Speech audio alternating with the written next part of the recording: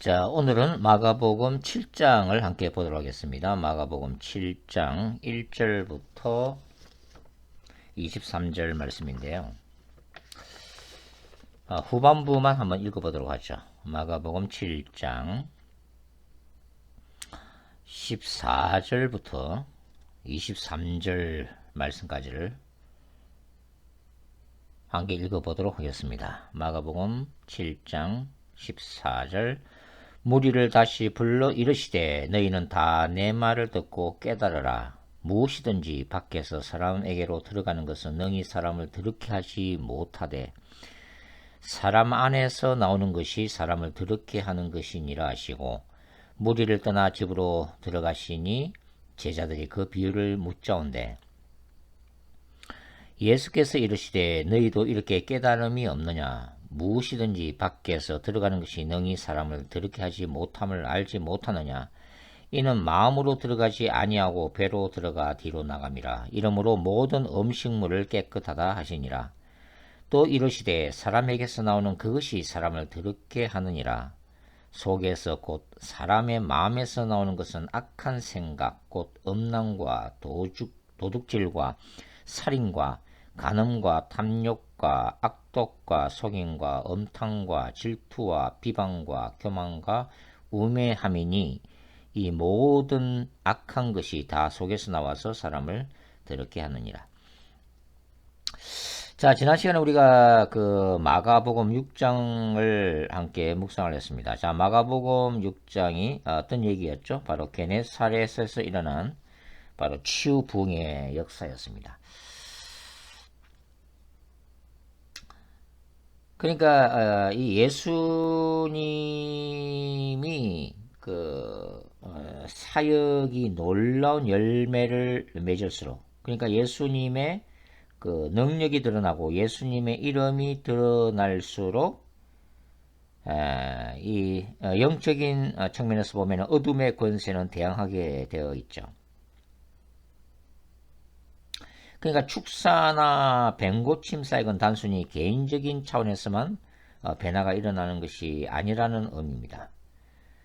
바로 하나님의 나라가 사탄의 왕국을 침노하고 있는 것이죠.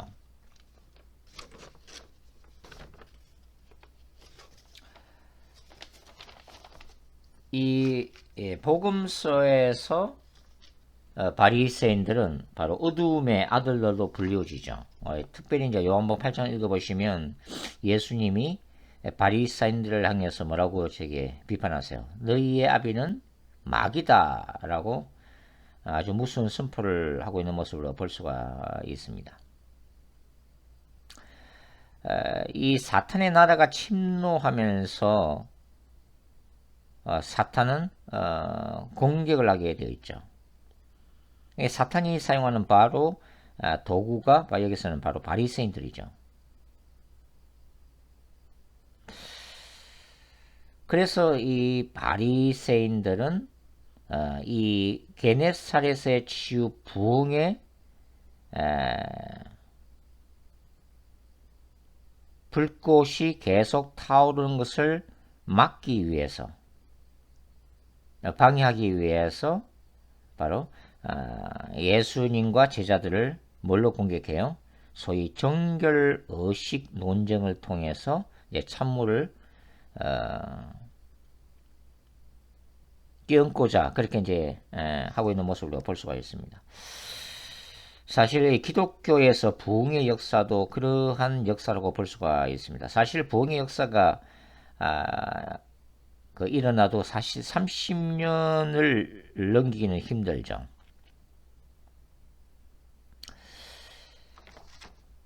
이 조나단 에드워드 또 조지 휘필드 요한 웨슬리에 의한 부흥운동이 미국에까지 이제 옮겨 붙어서 이제 진행이 되지만 그 부흥의 역사 가운데 사탄의 역사도 동시에 일어났다고 하는 것입니다.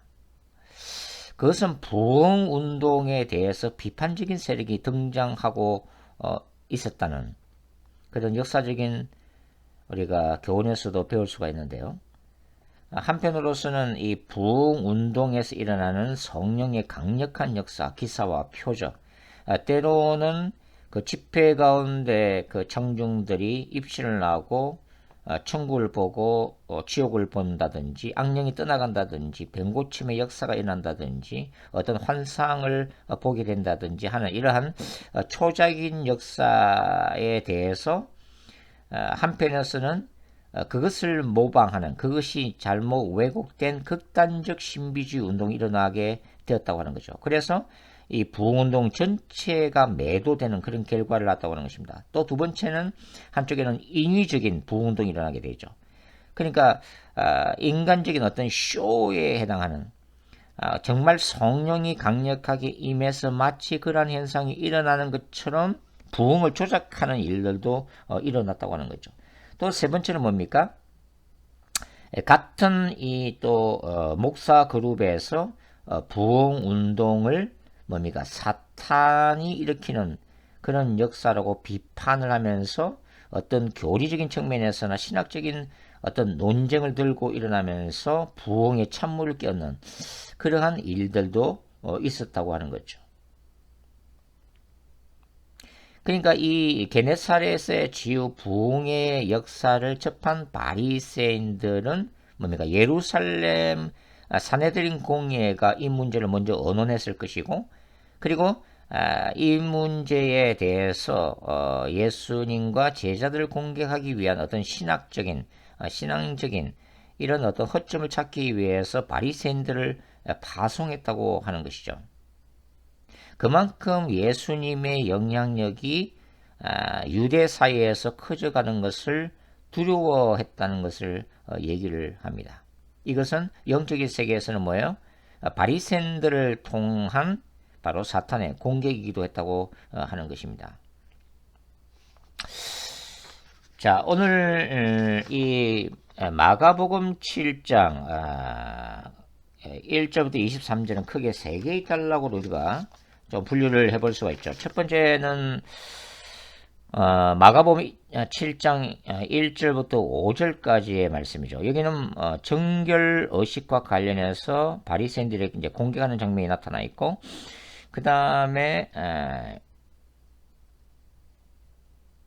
그 6절부터 13절까지가 이 정결 의식에 대한 예수님의 답변. 그러니까 예수님은 이것을 외식하는 자들로 책망하는 그런 말씀이 기록되어 있고, 세 번째 마지막 단락이 뭡니까? 바로 무엇이 인간을, 사람을 더럽게 하느냐에 대한 예수님의 본질을 다루는 가르침이 이제 기록이 되어 있는 거죠. 이 첫 번째 단락에서는 바리새인들은 바로 이제 정결의식을 들고 나오고 있죠. 그것은 뭐냐면 이 당시 유대인들은 장로들의 전통을 따라서 이제 손을 이제 씻지 않고서는 음식을 먹지 아니하죠. 외출해서 집안에 들어올 때도 반드시 이제 손을 씻는 그런 습관이 있었다고 하는 것입니다. 자, 유대교는 이러한 정결 의식을 삶에 깊숙이까지 적용을 해서 이 마가복음 7장 4절 보시면 뭡니까? 잔과 주발과 녹그릇을 씻는 규정까지 세부적으로 만들어서 반드시 지키도록 강요하고 있다는 것을 얘기를 합니다. 이것은 정결 의식 자체가 나중에 우상화됐다는 것을 이제 의미를 하게 되는데요. 자, 유대교는 그 안식일 피의 제사를 드리는 예루살렘 성전 제도와 그 다음에 정결 의식까지 세부적으로 인위적으로 만들어서 이 종교 권력을 유지하려고 했다고 하는 것입니다. 그러니까 이런 불필요한 이러한 종교 의식을 통해서 이 바리새인들은 대부분의 유대인 공동체를 뭘 하고 있는 거예요? 소위 가스라이팅 하고 있는 거죠. 그러니까 정결 의식이라는 미명하에 하나님을 잘 섬긴다는 그런 미명하에 유대인들을 세뇌시키고 자신들도 지키지 못하는 이러한 세부적인 조항을 만들어서 하나의 그 올무에 집어넣어서 지배했다고 하는 거죠. 그것의 본질은 뭡니까? 하나님을 사랑해서도 아니고 하나님을 더 잘 섬기기 위해서도 아니라 결국은 자신들이 가지고 있는 이 종교 권력, 자신들이 가지고 있는 이 기득권을 유지하기 위한 하나의 도구로 사용했다고 하는 거죠. 이것이 굉장히 무서운 것은 뭐냐면 이 안식일 날 그 예루살렘 성전을 통해서 죄 사함을 받게 하는 이 피의 제사를 통해서뿐만 아니라 이 실생활에서 삶의 전반에서 손을 씻게 만드는 이 정결 의식을 통해서 이 세부적인 생활의 영역에까지 바로 유대 공동체, 유대인들을 지배했다고 하는 것입니다. 우리가 이제 생각해 보면 종교가 뭡니까? 웅장해지고, 그죠?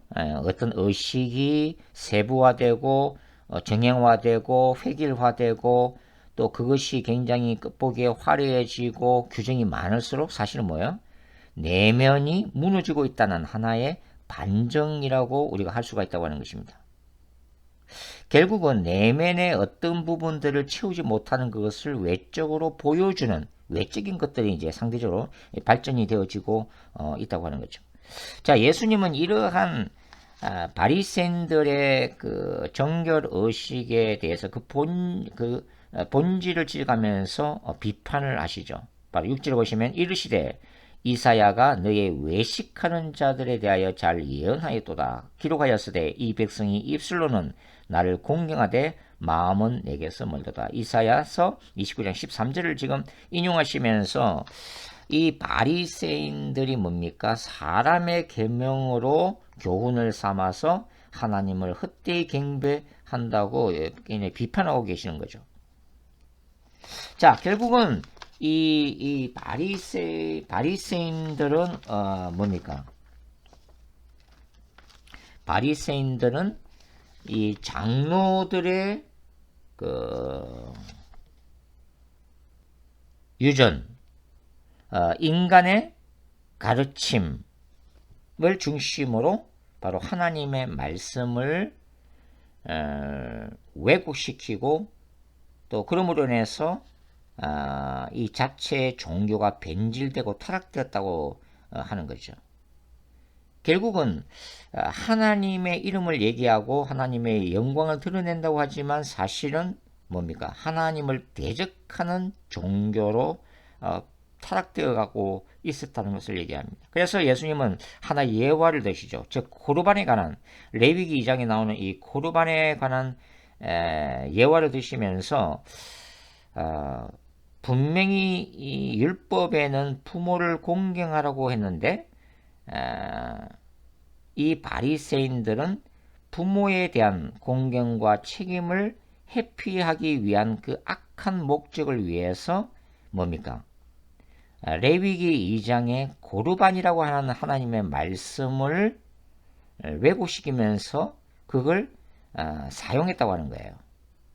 그러니까 하나님께 이미 예물로 바쳐진 것이기 때문에 부모에게는 이것을 드리지 않아도 된다라고 하는 그것을 정당화시키는 그런 짓을 범하고 있다는 것을 지적하고 있다고 하는 것입니다. 그것이 두 번째 단락에서의 이제 핵심적인 가르침이죠. 그래서 이 장로들의 전통, 사람의 계명, 사람의 전통, 그 다음에 너희가 전한 이 전통은 하나님의 말씀과 하나님의 계명과 날카롭게 대조를 이루면서 어찌 보면 인간적인 가르침이 하나님의 말씀보다 더 우선되는, 더 우위에서는 그것이 더 우상화되는 무슨 죄를 범하고 있다는 것을 예수님이 지적을 하고 있다고 하는 것입니다.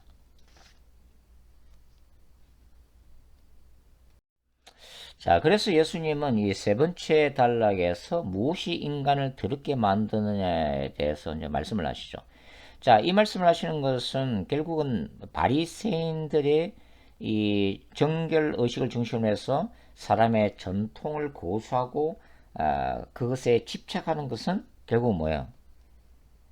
속에서 나오는 그 악함 때문이라는 것을 말씀하고 있는 거죠.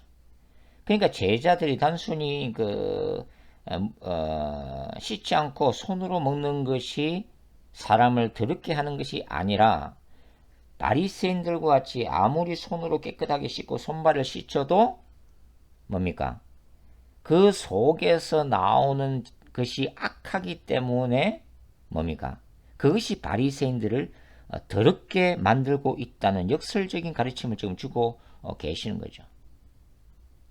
자, 다시 한번 읽어보겠습니다. 자, 마가복음 7장 20절부터 23절까지 다시 한번 읽어볼게요. 또 이르시되 사람에게서 나오는 그것이 사람을 더럽게 하느니라. 속에서 그 사람의 마음에서 나오는 것은 악한 생각, 곧 음란과 도둑질과 살인과 간음과 탐욕과 악독과 속임과 엄탕과 질투와 비방과 교만과 우매함이니 이 모든 악한 것이 다 속에서 나와서 사람을 더럽게 하느니라. 자, 예수님의 이 바리새인들에 대한 이러한 그 가르침에서 우리도 또한 예외가 될 수가 없죠.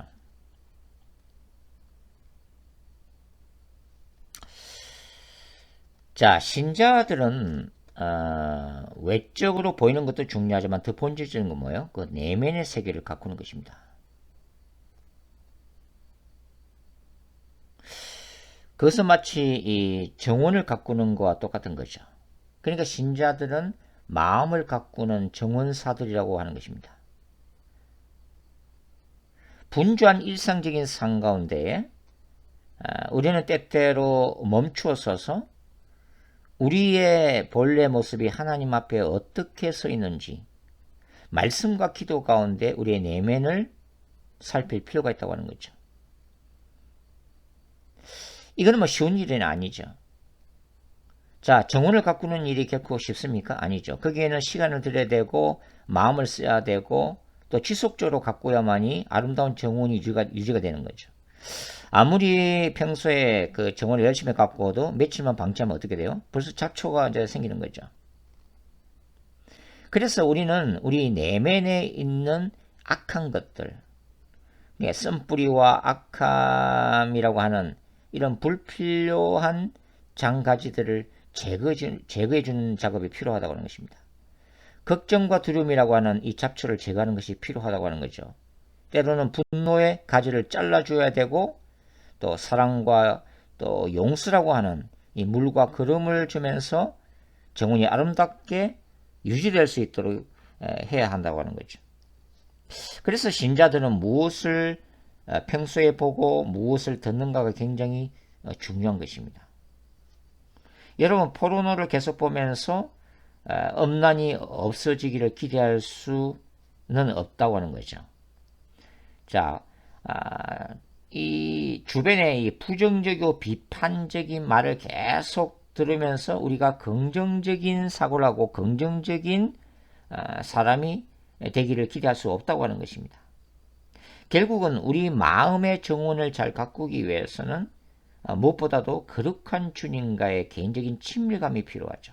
그것이 바로 기도와 묵상이고 말씀 읽기 아니겠어요? 결국은 거룩하신 주님을 묵상할 때 거룩함이 우리 가운데 자연적으로 흘러 들어온다고 하는 거죠. 그래서 예수 그리스도를 닮아가고자 하는 거룩한 뭡니까? 욕구와 거룩한 부담이 생긴다고 하는 것입니다. 그리고 우리 공동체 안에서도 이런 믿음의 사람들하고 지속적으로 교제할 필요가 있죠. 그 믿음의 사람들과의 이 나눔을 통해서 성경적인 가치, 성경적인 믿음을 계속해서 도전을 받고 교제하면서 함께 그것을 성장시키기 위해서는 자, 믿음이 좋은 사람들과의 교제가 필요하다고 하는 것입니다. 결국은 이러한 마음을 가꾸는 이런 정원사가 이제 우리 신자들이라면 그 결과로 인해서 우리 속에 이제 깨끗한 그릇이 만들어지는 거죠.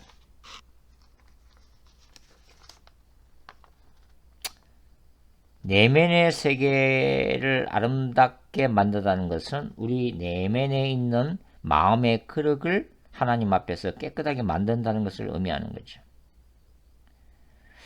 자, 성령의 놀라운 은사들과 능력들도 깨끗한 그릇에 담겨져야 어때요? 귀하게 쓰임받는 것입니다. 근데 이 그릇이 깨끗하지 못하면 결국은 놀라운 하나님의 성령의 은사들과 능력과 기름 부으심과 그 모든 것들을 받아도 결국은 변질되고 타락되는 거죠. 그래서 처음에는 하나님의 영광을 드러내고 하나님의 나라를 세워가는 것으로부터 시작해서 결국은 깨끗한 그릇, 내면의 세계를 우리가 바로 세우지 못할 때에는 바로 타락이 되어서 자신의 영광을 드러내고 자신의 왕국을 예수 이름으로 구축하면서 자신의 영혼마저도 궁극적으로 버림받게 되는 무슨 결과를 초래하게 된다고 하는 것입니다.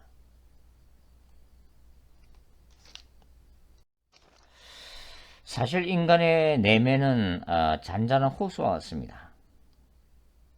잔잔한 호수는 마치 아무리 없는 것처럼 평화를 주죠.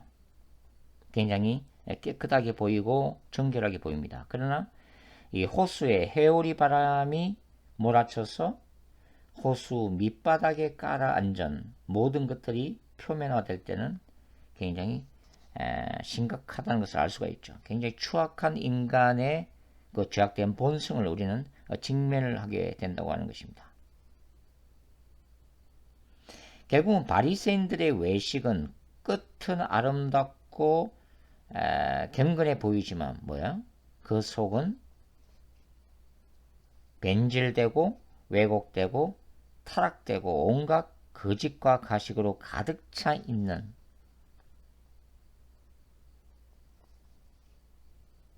경건의 모양은 있지만 경건의 능력을 상실한 모습이었다고 하는 거죠. 그러니까 아름다운 사람이라고 하는 것은 끝과 속이 모두 깨끗한 사람을 얘기를 합니다.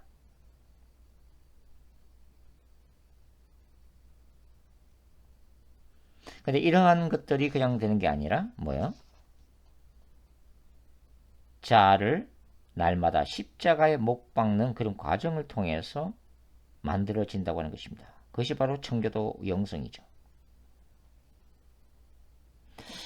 결국은 거룩한 전쟁, 신자들이 감당해야 될 거룩한 전쟁이라는 것은 인간의 내면 속에 존재하는 이 선과 악의 그 싸움에서 선으로 악을 계속해서 이겨나가는 하나의 과정의 결과라고 할 수가 있는 거죠.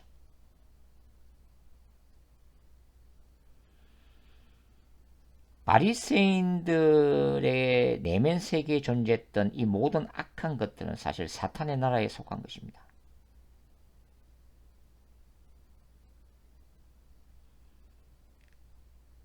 결국은 매일의 삶 속에서 우리 속에 있는 이 선과 악의 갈등과 투쟁의 역사를 우리가 직시하고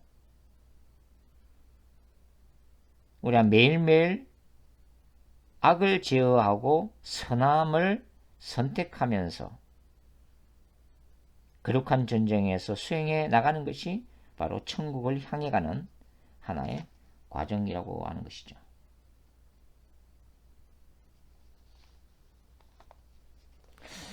우리 속에는 늘 빛과 어둠이 공존하고 있다는 것을 우리가 잊어서는 안 된다고 생각합니다. 예수님이 재림하는 그날까지 인간의 죄악된 본성은 여전히 존재하고 그러한 죄악된 본성 배후에 활동하는 사탄의 역사도 계속될 것입니다. 바울은 로마서 6장을 통해서 이 내면 세계에서 신자들이 거룩한 전쟁을 수행할 것을 얘기했죠. 너의 몸을 악의 도구로 드리지 말고 의의 도구로 하나님께 드리라고 바울은 촉구합니다. 우리는 매일매일 우리의 마음속에서 일어나는 여러 가지 갈등들을 우리는 경험하고 있습니다. 결국 쉽지 않은 싸움이죠. 그래서 고민들이 있는 게 아니겠어요? 그러나 그럼에도 불구하고 우리 속에 역사하시는 성령의 역사를 따라 제약된 본성과 싸우는 전쟁, 자아를 날마다 십자가에 못 박는 거룩한 전쟁, 이 전쟁의 당위성과 이 전쟁의 도전을 우리가 받아들이고 성령의 도우심에 힘입어서 말씀과 기도 가운데 날마다 승리하며 나아가는 것이 바로 신자들이 악과의 전쟁에서, 사탄과의 전쟁에서 승리하는 것이죠. 결국은 사탄과의 이 영적 전쟁에서의 궁극적인 승리의 비결은 뭐예요? 바로 자신과의 전쟁에서 이기는 바로 그것이라고 말씀을 드릴 수가 있겠습니다. 오늘은 여기까지 하도록 하겠습니다. 다음 시간에 또 만나서 함께 공부하도록 하겠습니다. 감사합니다.